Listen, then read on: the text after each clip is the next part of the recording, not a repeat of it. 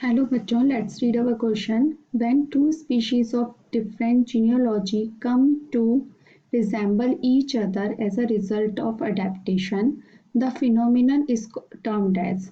Different genealogy से कोई भी दो स्पीशीज है जो डिफरेंट जीनियोलॉजी से आती हैं लेकिन फिर भी रिजेंबल करती हैं एक दूसरे से, तो उस फिनोमिनन को क्या कहते हैं? आपके ऑप्शन है convergent evolution, divergent evolution, micro evolution and D है को इवोल्यूशन। तो आपका जो की कंसेप्ट है वो क्या है? इधर इवोल्यूशन। ये सारे जो हैं वो किसके टाइप्स हैं? इवोल्यूशन के टाइप हैं। तो अब हमसे ये पूछा है इसने कि different genealogy come to resemble each other as a result of adaptation। तो हमारा जो फर्स्ट है हम उसको लेके चलते हैं कन्वर्जेंट इवोल्यूशन। इसमें क्या होता है कि organism are not closely related means वो किससे आए हैं? डिफरेंट एंसेस्टर से आए हैं। ओके, डिफरेंट एंसेस्टर से आए हैं लेकिन इन्वायरमेंट अडेप्टेशन की वजह से, ओके, इन्वायरमेंट अडेप्टेशन के लिए वो क्या करते हैं?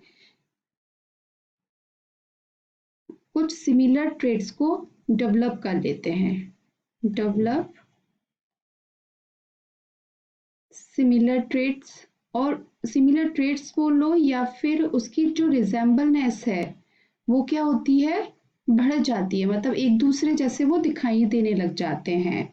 और शो रिजेंबलनेस, ठीक है। तो हम ये कह सकते हैं कन्वर्जेंट इवोल्यूशन में क्या होता है कि वो डिफरेंट एंसेस्टर से आई हैं टू स्पीशीज, ठीक है। टू स्पीशीज हैं जो कि डिफरेंट, जैसे ए और बी, आप टू स्पीशीज ले लो, इनका एंसेस्टर बिल्कुल अलग अलग है लेकिन ये एक ही इन्वायरमेंट में रहकर एक जैसी ये दिखने लग जाएंगी, दोनों एक जैसी हमको दिखने लगेंगी, तो इनमें रिजेंबलनेस आ रही है, ठीक है, ये एक दूसरे से रिजेंबल कर रही हैं। तो यही हमसे ऑप्शन क्वेश्चन में पूछा है कि when two species of different genealogy मतलब डिफरेंट एंसेस्टर बोल सकते हैं हम उसको, ठीक है, डिफरेंट एंसेस्टर से आ रहा है तो come to the resemble each other, तो एक दूसरे से रिजेंबल कर रही हैं as a result of adaptation. हमने कहा कि इन्वायरमेंट अडेप्टेशन की वजह से ही ये चेंजेस हो रहे हैं, तो उस फिनोमिनन को हम बोलते हैं कन्वर्जेंट इवोल्यूशन। तो आपका फर्स्ट ए जो आंसर है वो ठीक हो जाता है। अब हम बात करें डाइवर्जेंट इवोल्यूशन की। सेकंड है आपका डाइवर्जेंट इवोल्यूशन। तो जो डाइवर्जेंट इवोल्यूशन होता है उसमें क्या होता है? सेम एंसेस्टर्स होते हैं, मतलब स्पीशीज जो आएगी वो सेम एंसेस्टर्स से आएगी और लेकिन डेवलप करेगी डिफरेंट ट्रेड्स को। क्यों? क्योंकि उसको इन्वायरमेंट में अडेप्ट होना है, ठीक है, adapt to different environment condition और नीड। तो डाइवर्जेंट में क्या हो रहा है? आपका सेम एंसेस्टर हो रहा है, जबकि कन्वर्जेंट में क्या था? आपका डिफरेंट एंसेस्टर थे और वो ही और ये क्या कर रही है? डिफरेंट ट्रेड को डेवलप कर रही है, ठीक है। थर्ड है आपका माइक्रो इवोल्यूशन। जो आपका थर्ड ऑप्शन है वो है माइक्रो इवोल्यूशन। माइक्रो इवोल्यूशन में क्या होता है कि change in the allele frequency that अगर occur in over time within a population. मतलब इसमें क्या होता है? चेंजेस इन एलील फ्रीक्वेंसी, मतलब ये किसी की वजह से भी हो सकता है, फ्रीक्वेंसी में चेंज आपका म्यूटेशन की वजह से हो सकता है, नेचुरल सिलेक्शन की वजह से हो सकता है, बहुत सारे रीजन होते हैं। तो changes in the allele frequency जो कि क्या होगा?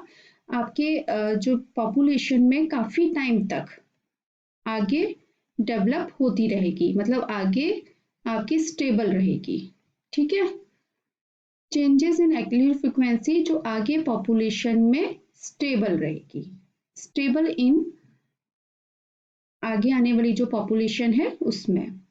फोर्थ है आपका को इवोल्यूशन। कोएवोल्यूशन में क्या होता है कि टू स्पीशीज इसमें क्या करती है, इंटरेक्ट करती हैं, टू स्पीशीज इंटरेक्ट करेंगी, फिर क्या होता है उसमें एक दूसरे में ही वो क्या कुछ रेसिप्रोकल इवोल्यूशनरी चेंज कर देती हैं, reciprocal evolutionary changes in each other. Okay, means उसमें दोनों स्पीशीज में एक साथ चेंजेस हो रहे हैं, इसलिए हम इसको नाम दिया है हमने को इवोल्यूशन।